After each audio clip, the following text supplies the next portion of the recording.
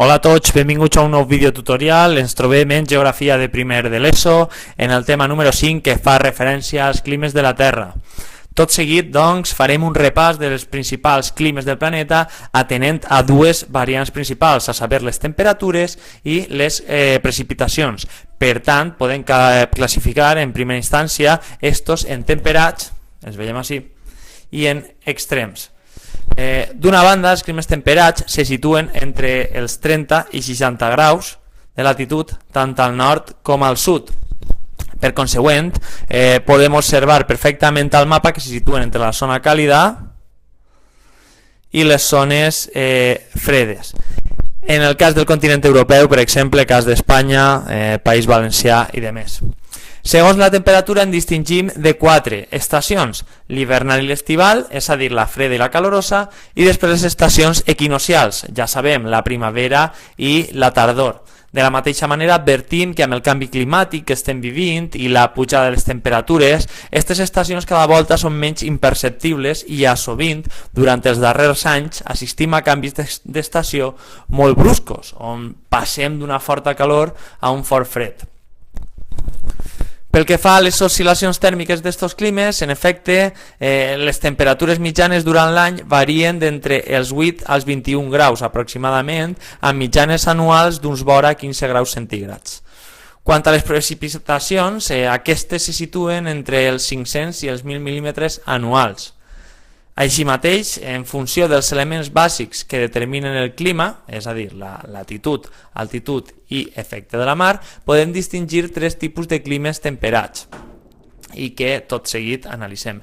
En primer lloc, l'oceànic, amb precipitacions abundants i anualment i temperatures temperades, no? És el cas, per exemple, de la façana cantàbrica, ara en veurem més exemples, i és el de esta façana cantàbrica o la façana atlàntica. En segon lloc, el Mediterrani, amb temperatures suaus tot l'any i l'escassesa de precipitacions, sovintment, i per la seva part se situa a tota la franja del Mediterrani, i d'altres indrets més llunyans com pot ser Califòrnia, a l'oest estadounidenc i al sud de les muntanyes rocalloses, que n'és un bon exemple de clima mediterrani arreu del món. En tercer i darrer lloc, el continental, amb molts contrastos entre temperatures i, per tant, una marcada oscil·lació tèrmica en hiverns freds i estius calorosos, com és el cas de bona part del continent europeu,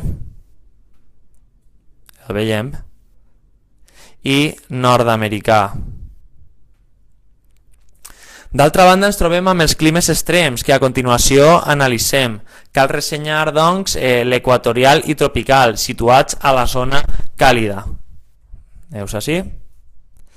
Entre els 0 i 30 graus de latitud nord i sud entre els tròpics de Càncer i de Capricorn. A grans trets, les temperatures són elevades tot l'any a causa de la insolació i les precipitacions també són abundants, ja que superen els 1.000 mil·límetres anuals. Els trobem a llocs com el propi Equador, el cas també de l'Àfrica Central, a la part central de l'Índia, al sud-est asiàtic. Quant al següent clima, el desèrtic es localitza a prop dels tròpics i es caracteritza per una oscil·lació tèrmica molt accentuada i amb mitjanes de pluges inferiors als 250 mil·límetres anuals. És el cas del desert del Sàhara o la pròpia península aràbiga. Després hem de tractar el clima polar, entre els 60 i 90 graus latitud nord i latitud sud, amb temperatures molt baixes inferiors al 0 de mitjana i amb pluja en forma de neu. És el cas de Groenlàndia, part de Finlàndia, Rússia, zones d'Alaska i el Canadà. Darrerament cal situar el clima de muntanya, a més de 2.500 metres d'altitud, amb temperatures baixes i moltes pluges, algunes d'elles en forma de neu. L'Himàlaia és el paradigma d'este clima, també com la serralada dels Andes o el propi massís etiòpic que trobem en la zona de la Banya d'Àfrica. Bé, fins ací el nostre videotutorial d'avui, espero que us hagi sigut d'ajuda i ens veiem a classe.